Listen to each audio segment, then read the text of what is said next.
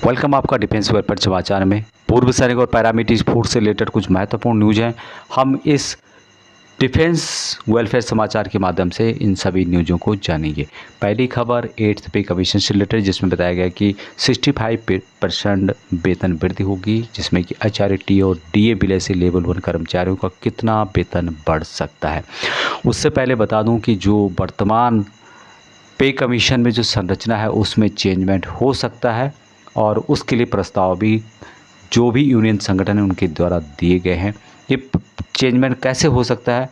वर्तमान वेतन संरचना 3 सदस्यों की एक पारिवारिक इकाई के हिसाब से बनाया जाता है, जिसको डॉक्टर एक्वार्ड फॉर्मूला माना जाता है।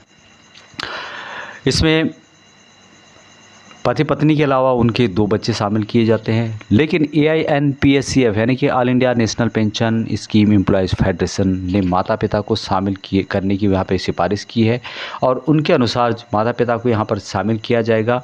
तो ये जो पॉइंट है ये 4.4 हो जाएगा। पहले 3 पॉइंट के हिसाब से पे कमीशन में उसकी न्यूनतम सैलरी तय की जाती थी, अभी वहाँ पर 4.4 जो पॉइंट है उसको माना जाएगा और 3 और 4.4 में लगभग 1.5 पॉइंट का यहाँ पे अंतर आपको देखने को मिलेगा। तो इसी को बात को ध्यान में रखते हुए महासंघ के अनुसार इसमें फिटमेंट फैक्टर लगभग 2.05 से बढ़ करके 2.10 हो सकता है, जिसके परिणाम स्वरूप लेवल 1 के कर्मचारियों के लिए संशोधित मूल वेतन में उल्लेखनीय वृद्धि हो सकती है। और इससे पहले भी कर्मचारियों ने, अधिकांश कर्मचारी संगठनों ने आते हुए वेतन आयोग के तहत काफ़ी अधिक मकान किराया भत्ते की मांग की है, जबकि AINPSCF, मैंने इसके बताया था आपको, all India national pension scheme employees federation ने XY और Z शहरों के लिए क्रमशः 36%, 24% और 12% का HRA हाउस रेंट अलाउंस होता है उसको प्रस्तावित किया है। अन्य निकाय में भी बहुत से भी DA वृद्धि से जुड़े 40%, 35% और 30% और उससे अधिक स्लैब की सिफारिश की है। तो यहाँ पर ये बात मेंशन की गई है कि जो फॉर्मूला यहाँ पर इस बार चेंज होगा। जो पहले एक परिवार को 3 सदस्य माना जाता था, अभी वहाँ पर माता पिता भी शामिल हैं, तो यहाँ पर आपको जो फिटमेंट फैक्टर है उसमें बढ़ोतरी देखने को मिल सकती है। अगला अपडेट ये अर्धसैनिक बलों के लिए है और जितने भी अर्धसैनिक बल हो, चाहे आप CRPF के हो, CSF के हो, BSF के हो और CRPF के हो या SSB को हो या असम राइफल की, तो ऑफिस ऑफ द डिस्ट्रिक्ट सैनिक एंड अर्धसैनिक बल डिपार्टमेंट गुड़गांव 122001 हरियाणा की तरफ से लेटर जारी किया गया। और यहाँ पर आप देखेंगे तो इसकी जो कॉपी है, जितने भी डिस्ट्रिक्ट हैं, डिस्ट्रिक्ट वेलफेयर ऑफिसर उनको लिखा गया है, जिसमें कि नरनौल हो गया, रेवाड़ी, नुहा, फरीदाबाद, सोनीपत, करनाल सभी यहाँ पर शामिल हैं। और ये जो लेटर लिखा गया डिस्ट्रिक्ट सैनिक एंड अर्धसैनिक वेलफेयर डिपार्टमेंट को मेंशन किया गया, 6 जुलाई 2026 का लेटर है। यदि आप यहाँ पे सब्जेक्ट देखेंगे तो जिसमें बताया गया कि state level function for launch of department website and commencement of registration of ex-CPF person on 10 जुलाई 2026, यानी कि 10 जुलाई 2026 को एक यहाँ पर राज्य स्तरीय कार्यक्रम आयोजित किया जा रहा है और जिसमें कि सभी जिला कल्याण अधिकारियों को सूचित किया जाता है कि सैनिक और अर्धसैनिक कल्याण विभाग की नई वेबसाइट को लॉन्च किया जा रहा है। इस वेबसाइट में पूर्व अर्धसैनिक कर्मियों, जिसमें कि ex-CPF के रजिस्ट्रेशन की प्रक्रिया भी शुरू की जाएगी।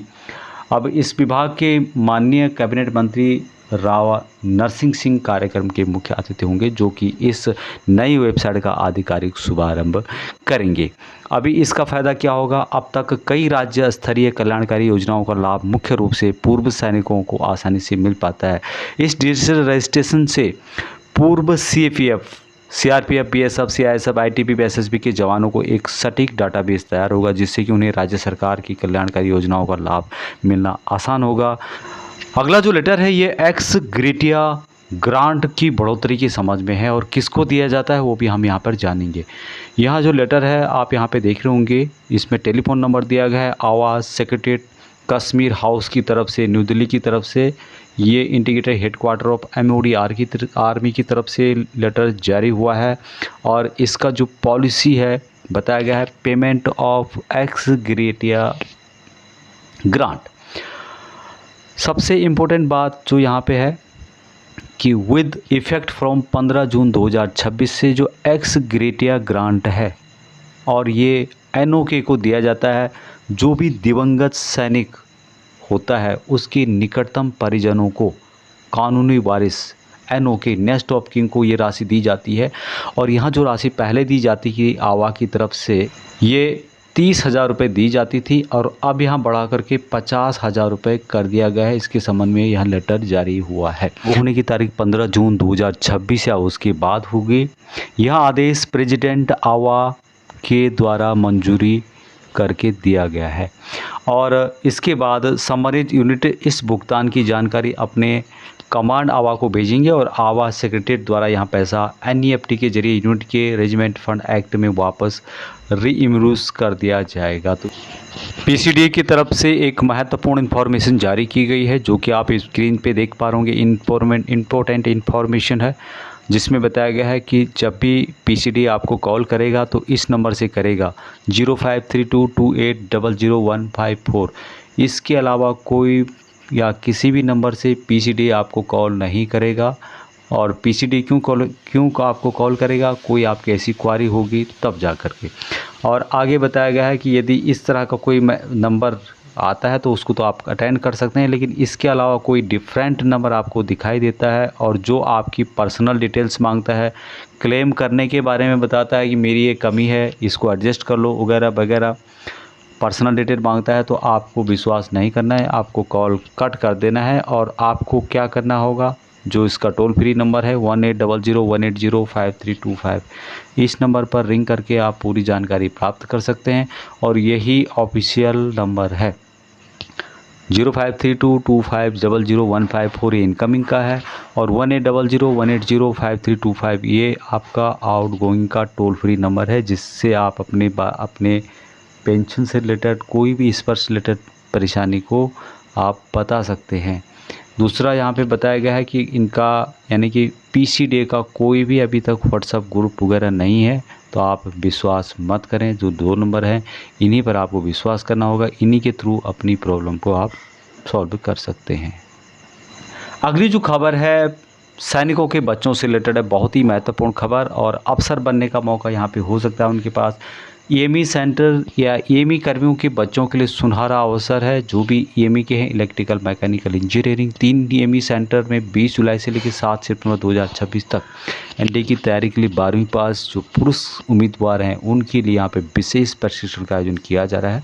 और यहाँ प्रशिक्षण स्कोप डिफेंस एकेडमी के द्वारा किया जा रहा है, जो लिखित परीक्षा SSB दोनों के लिए उम्मीदवारों को प्रशिक्षण करती है और जिसका सफलता का रेट बहुत बढ़िया है। लिखित परीक्षा के लिए पूर्णकालीन फुल टाइम तैयारी कराई जाएगी और SSB की कोचिंग भी कराई जाएगी। लिखित परीक्षा की कक्षाओं के लिए शुल्क यहाँ पर 75% EME के द्वारा पेड किया जाएगा, शेष 25% उम्मीदवार को देना होगा। लिखित परीक्षा के लिए उम्मीदवार का हिस्सा होगा 7,500 रुपये। अभी 50 जनों के भोजन के लिए आपको यहाँ पर ठहरने और रहने की व्यवस्था है, तो जिसके लिए आपको 100 रुपये प्रतिदिन के हिसाब से देंगे। और पात्र कौन होंगे इसमें, जिन्होंने कि 13 सितंबर 2026 को आयोजित होने वाले NDA परीक्षा के लिए आवेदन किया होना चाहिए।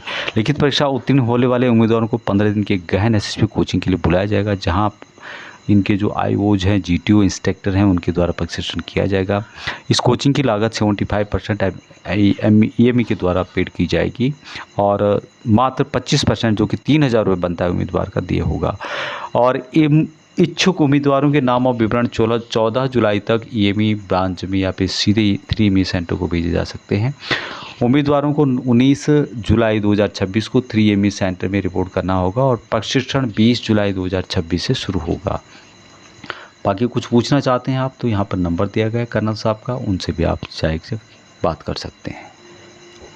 पूर्व सैनिकों के लिए एक महत्वपूर्ण और भी खबर है। 6/6/2026 को ये लेटर जारी हुआ है। रवि किशन शुक्ला जी जो कि सदस्य हैं लोकसभा के गोरखपुर से, उन्होंने माननीय मुख्यमंत्री योगी आदित्यनाथ जी को लेटर लिखा है और जिसमें विषय है इसका कि भूतपूर्व सैनिकों को समूह क की सेवा में विस्तारित करने के संबंध में समूह जो क है उसके अंतर्गत पूर्व सैनिकों को आरक्षण दिया जाना चाहिए, उसी के संबंध में ये लेटर जो गोरखपुर के लोकसभा सदस्य हैं रवि किशन शुक्ला जी, उन्होंने माननीय मुख्यमंत्री जी को लिखा है। इसमें बताया गया कि सादर आपको अवगत कराया जाता है कि संलग्न प्रार्थना पत्र जो कि सतीश चंद्र शुक्ला हैं और भूतपूर्व सैनिक जल कल्याण समिति उत्तर प्रदेश गोरखपुर से हैं। उन्होंने अपने प्रार्थना पत्र में उल्लेख किया है कि उत्तर प्रदेश के भूतपूर्व सैनिकों को प्रदेश सरकार की समूह क और ख की सेवाओं में 8% आरक्षण जो कि 1977 से ही प्रदान किया जाता था, परंतु 1993 के बाद आने वाली सरकारों द्वारा उसको कम करके 1% की नगण्य सीमा तक सीमित करते हुए बाद में क और ख की सेवाओं में पूर्णतः समाप्त कर दिया गया। यानी कि 1977 में 8% रिजर्वेशन था क और ख में, 1993 में 1% रहा और उसके बाद धीरे धीरे इसको ख़त्म कर दिया गया। तो यहाँ पर मुख्यमंत्री योगी आदित्यनाथ से रिक्वेस्ट किया गया कि जो ये रिजर्वेशन है इसको दोबारा रिस्टोर किया जाए, पूर्व सैनिकों को समूह क और ख में कुछ न कुछ रिजर्वेशन दिया जाए जैसे कि पहले दिया जाता था। तो ये थे कुछ पूर्व सैनिक और पैरामिलिट्री फोर्सेस से रिलेटेड महत्वपूर्ण